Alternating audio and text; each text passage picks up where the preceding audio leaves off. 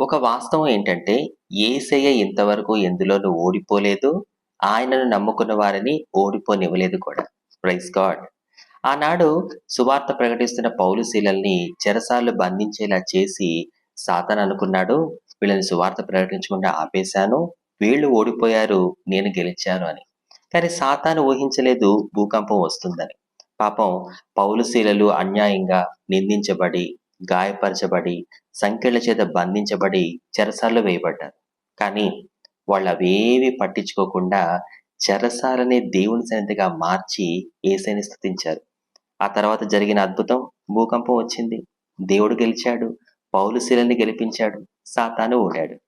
కాబట్టి నీ జీవితంలో ఏం జరుగుతున్నా నువ్వు యేసయ్యని స్తుతించడానికి రెడీ అయితే, ఆయన కూడా నిన్ను దీవించడానికి, నిన్ను గెలిపించడానికి రెడీనే. గుర్తుపెట్టుకో, నువ్వు నమ్ముకున్న దేవునికి ఓటమంటే